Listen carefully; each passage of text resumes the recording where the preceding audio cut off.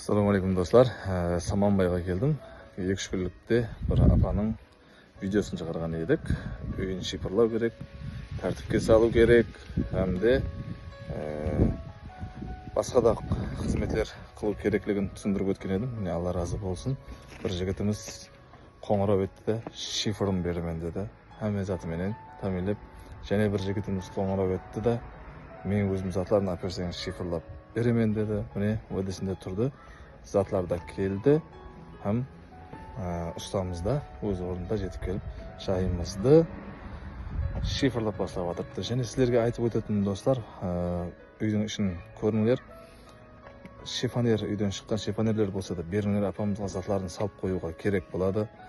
Және котелын тексеріп көріп, жағып беріп кеткен сантехник жігітімізге де айрықша рахмет айтамыз. Апаның үйі ысыды. Азыр үстіндегі қалын үлкен жемпір нелерін шешіп, көргеніңіздей отырыпты, рахметін айтып, дуа қылып. Жігітлер, бұдан біз ұттырмаймыз, дуа алып атырмыз, басылса. Еледе көпшілік сабымыз, көпшілік болу қалеп, ұсындай бізбен бірге болуға сіздерді шақырып қаламыз, достар. Қараң, қандай қуаныш, бір инсанның өзіміздің аналарымыздан да үлкен анахан бұл. Қандай қуанып дуа қылып отқаны жүдә әжайып.